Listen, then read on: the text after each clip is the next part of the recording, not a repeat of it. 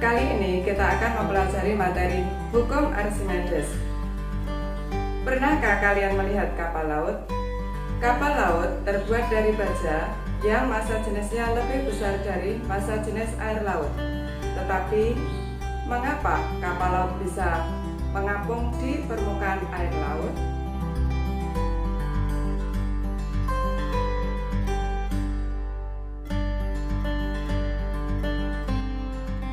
Suatu benda yang berada di udara memiliki berat yang lebih besar dibandingkan ketika di dalam zat cair.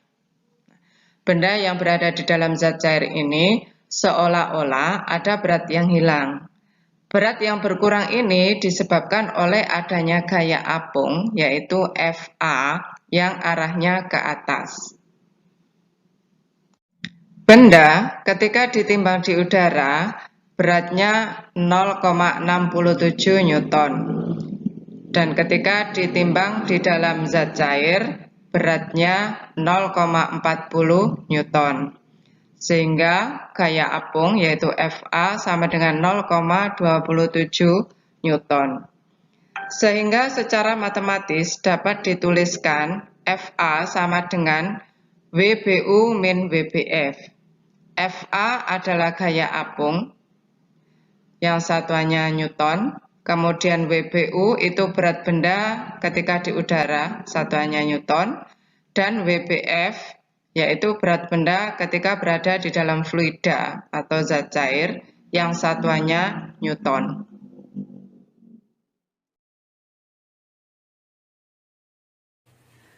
Fenomena ini dipelajari oleh Archimedes yang kemudian disebut dengan hukum Archimedes yang berbunyi sebuah benda yang dicelupkan seluruhnya atau sebagian ke dalam zat cair akan mendapatkan gaya ke atas yang besarnya sama dengan berat zat cair yang dipindahkan oleh benda tersebut. Perhatikan gambar berikut ini.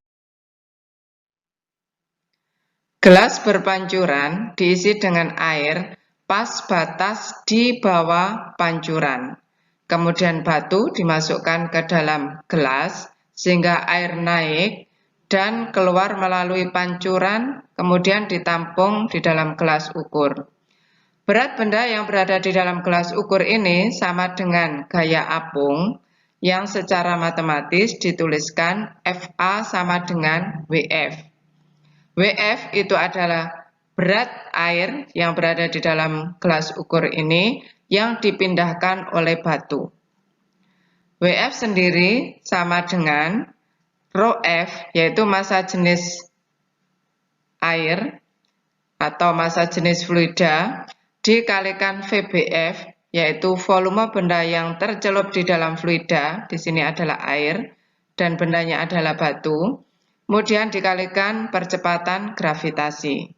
Sehingga gaya apung yaitu Fa sama dengan ρf dikalikan Vbf dikalikan G. Fa adalah gaya apung, satuannya Newton. ρf itu massa jenis fluida, satuannya kilogram per meter kubik. Kemudian Vbf, volume benda yang tercelup di dalam fluida, satuannya meter kubik. Kemudian G, percepatan gravitasi, satuannya meter per sekon kuadrat. Kita lanjutkan materi berikutnya. Benda yang dimasukkan di dalam fluida ada yang tenggelam, kemudian melayang, dan ada yang mengapung. Benda tenggelam. Benda dikatakan tenggelam apabila seluruh bagian benda berada di dasar fluida. Benda tenggelam ini disebabkan karena gaya apung lebih kecil dari berat benda, yaitu Fa lebih kecil dari Wb. Fa yaitu gaya apung sama dengan massa jenis fluida dikalikan volume benda yang tercelup di dalam fluida dikalikan percepatan gravitasi. Sedangkan Wb, berat benda, sama dengan massa jenis benda dikalikan volume benda dikalikan percepatan gravitasi. Karena percepatan gravitasinya sama, maka bisa dicoret. Kemudian berikutnya, VBF, yaitu volume benda yang tercelup di dalam fluida. Karena benda ini tercelup seluruhnya di dalam fluida, berarti VBF-nya itu sama dengan VB. Volume yang tercelup di dalam fluida sama dengan volume benda seluruhnya. Sehingga bisa dicoret VBF dengan VB. Nah, sehingga tinggallah rho F lebih kecil dari rho B, atau massa jenis fluida lebih kecil dari massa jenis benda. Artinya, jika massa jenis fluida itu lebih kecil dari massa jenis benda atau sebaliknya, massa jenis benda lebih besar dari massa jenis fluida, maka bendanya akan tenggelam.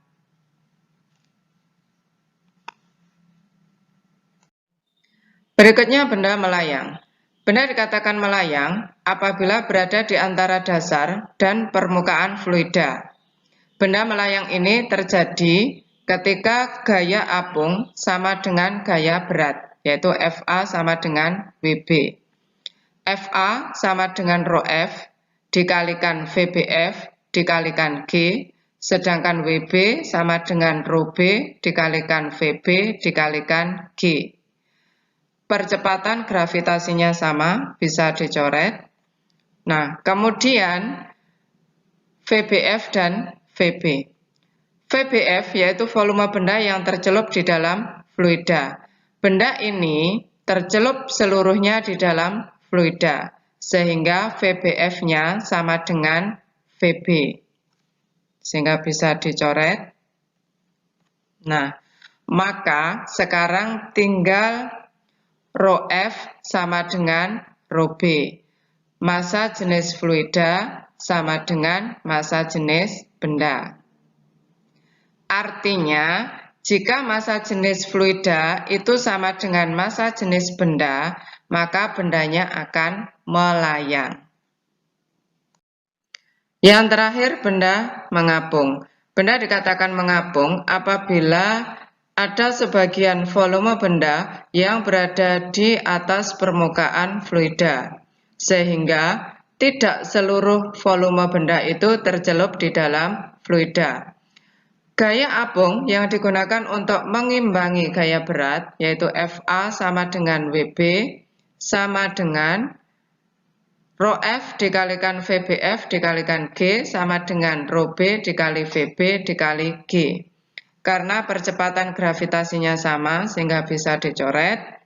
Nah, sehingga tinggal rho F dikalikan VBF sama dengan rho B dikalikan VB. Karena benda ini tidak tercelup seluruhnya di dalam fluida, maka VBF itu lebih kecil dari VB. VBF lebih kecil dari VB. Jadi ini VBF lebih kecil dari VB. Maka massa jenis fluida akan lebih besar dari massa jenis benda. Artinya, jika massa jenis fluida itu lebih besar dari massa jenis benda atau sebaliknya, massa jenis benda lebih kecil dari massa jenis fluida, maka bendanya akan mengapung. Sekarang perhatikan gambar. Kita akan mempelajari hubungan antara VB, VBU, dan VBF.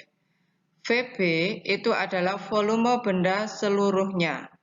Sedangkan VBU, volume benda yang berada di atas permukaan fluida.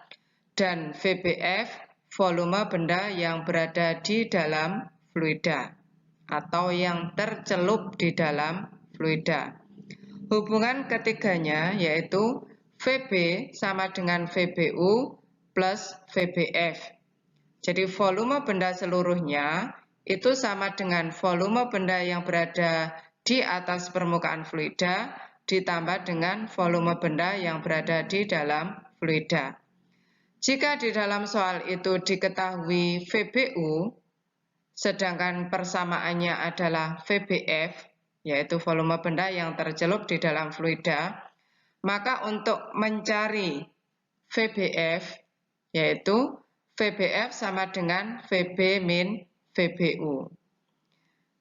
Kemudian, bila dalam soal itu ditanyakan VBU, nah maka VBU itu sama dengan VB dikurangi VBF. Ini adalah hubungan antara volume benda seluruhnya dengan volume benda yang berada di atas permukaan fluida dan volume benda yang berada di dalam fluida atau yang tercelup di dalam fluida. Perhatikan contoh soal berikut ini. Sebuah gabus dimasukkan dalam air, ternyata 75% volume gabus tercelup dalam air. Maka massa jenis gabus adalah titik-titik. Perhatikan cara penyelesaiannya. Yang pertama diketahui VBF. Karena soal ini gabus dimasukkan dalam air. Ternyata 75% volume gabus tercelup dalam air. Berarti 75% ini adalah yang tercelup di dalam air, yaitu VBF. VBF-nya 75% bagian volume benda. Sehingga VBF-nya 75% VB. 75% itu berarti 75 dibagi 100 VB. 75 dibagi 100 sama dengan 0,75 VB. Jadi VBF-nya 0,75 VB. Kemudian fluidanya adalah air. Massa jenis air dalam gram per cm kubik adalah 1. Berikutnya yang ditanya massa jenis gabus, berarti ρB, massa jenis benda. Perhatikan cara penyelesaiannya. Karena sebagian benda berada di dalam air, sebagian gabus berada di dalam air, dan sebagian berada di permukaan atau di atas permukaan air, berarti benda ini mengapung. Maka kita bisa menggunakan persamaan mengapung, yaitu ρB dikalikan VB sama dengan ρF dikalikan VBF. ρB yang mau dicari berarti tetap VB, karena di dalam soal ini VB tidak diketahui sehingga tetap VB. Massa jenis air ρA 1 gram per cm kubik dan VBF 0,75 VB. VB kanan kiri ada sehingga bisa dicoret. Sehingga ρB sama dengan 1 dikali 0,75 sama dengan 0,75, satuannya gram per cm kubik. Jadi jawabannya adalah C, 0,75 gram per cm kubik. Nah, sekarang kalian sudah tahu kan mengapa kapal laut bisa mengapung di atas permukaan air? Ya, benda yang mengapung, maka berat benda tersebut harus sama dengan gaya apung yang sama dengan berat zat cair yang dipindahkan benda tersebut. Ketika baja dalam bentuk bola padat, maka baja hanya akan memindahkan sedikit air sehingga baja tenggelam. Sedangkan kapal laut yang terbuat dari baja dan berbentuk cekungan, yang dalam cekungannya diisi udara, maka volume kapal laut menjadi lebih besar dengan udara yang memperingan massa jenis kapal tersebut, sehingga cekungan kapal tersebut akan memindahkan volume air yang sama dengan berat kapal, sehingga kapal tidak tenggelam. Demikian tadi penjelasan materi tentang hukum Archimedes. Semoga bermanfaat buat anak-anak. Terima kasih dan saya akhiri. Wassalamualaikum warahmatullahi wabarakatuh.